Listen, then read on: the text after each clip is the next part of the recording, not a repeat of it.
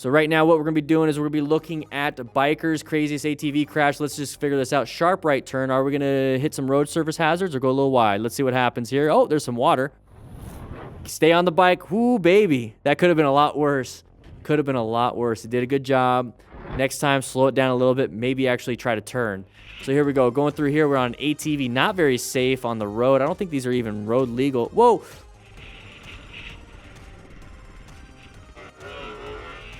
What are you guys doing?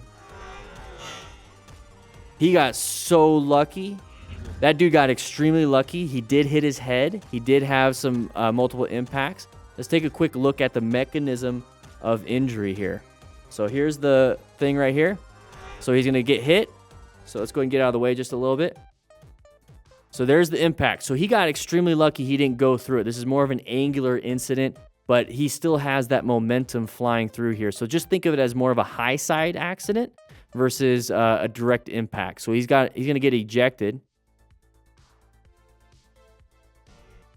So here we go.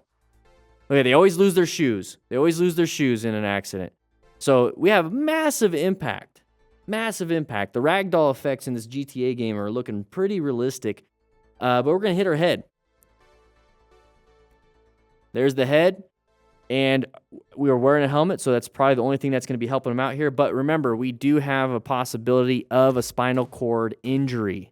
So if he's not able to walk, or he has tingliness in his legs or his back, pain in his back, arms are kind of weird, he's probably got nerve damage at some point. So massive impact. Massive impact. This is when you stop and you help out. You need to rescue your rider. If he's bleeding out, you need to stop that bleed. Everything else, you have no control over. But if he's bleeding, stop the bleed. Okay, we have 2 tourniquets. We have a bunch of bleeding control supplies in our rescue packs. Here we go. That's a nice looking bike. This is a little fun. I love the gloves, by the way. Okay, oh. See, that's why rev bombing doesn't work. Let's take a quick look at this right here. So we have a big open lane, which is our lane. It's actually moving. We've got a semi in there. This person's already directed towards our lane. Already have this. So what we need to do is use this thing right here. No, not the rev bomb. But we need to be doing this. Progressive braking. We can't escape to the left. We can't accelerate through here because he's not doing it. He's going to pull in the clutch and rev bomb. He needs to brake. You need to brake. Let that person in. They're already going to do it. The rev bomb does nothing. Hey, and you know what? Loud pipes save lives? No, it doesn't. This guy's riding a freaking motorcycle that obviously has loud pipes. There's the brake. You see the panic? You see the little panic at the end. This is why you need to prepare yourself. Watch the panic. When he jerks it, it starts to fall over. You almost lost traction and fell.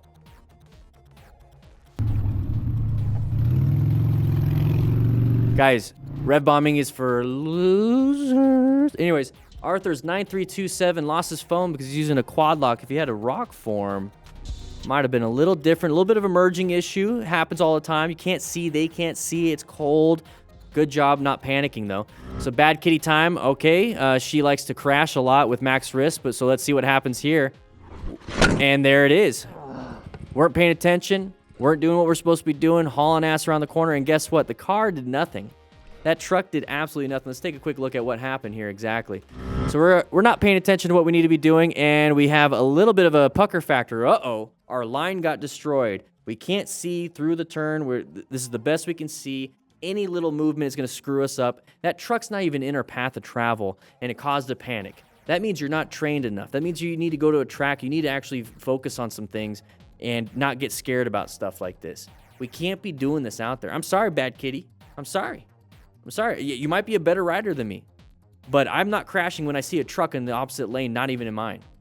So we need to actually start doing what we need to be doing. Let's actually pay attention.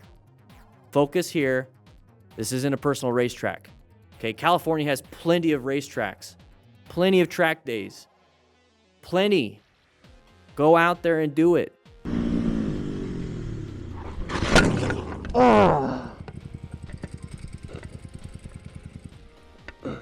Hope you're doing fine, though. I hope you're doing good. I never want to see anybody get hurt. I really never want to see anybody get hurt.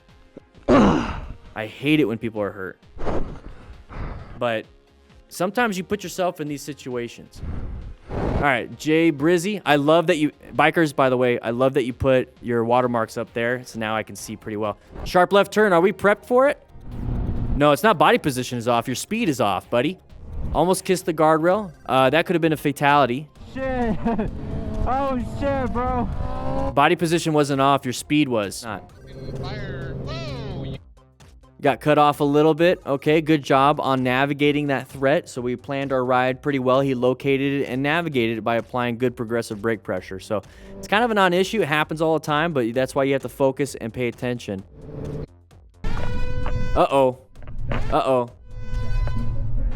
Uh-oh. Do we have our rescue kit? Do we have our rescue pack? Guy changed lanes, Marine rolled ass over tea kettle. Okay, is that person? Oh.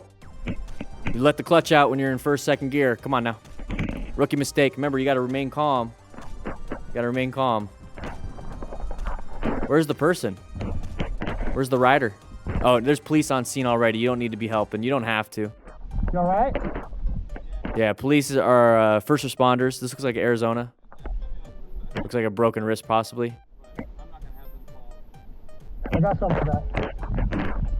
Maybe he's got an ice pack. Now, an ice pack can reduce swelling, reduce a little bit of pain. What does he got? What does he got? See, this is how you can have your rescue pack on your motorcycle. If you have a sissy bar, it works really good. But if not, I put it in my backpack. Oh, he's got a brace. Look at, you can see how the stabilization, it's all funky. I just got into a wreck like a month ago. 185 likes. So if he has a right arm pain, right wrist pain, okay, let's take a look at this. Let's figure out a little bit. So mechanism of injury, right wrist pain.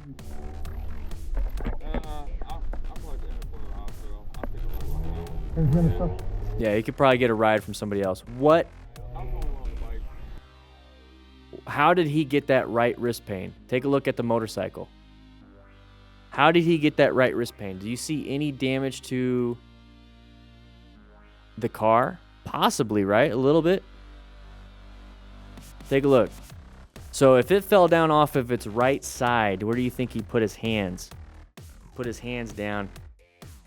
Got a little issue right there. Got a little issue. All right, here we go. KM Moto going through here. You got a nice view and everything. Big space cushion. We see a vehicle getting closer and closer and closer and closer and closer. That means we're catching up. You waited way too long to do that. That was kind of dumb.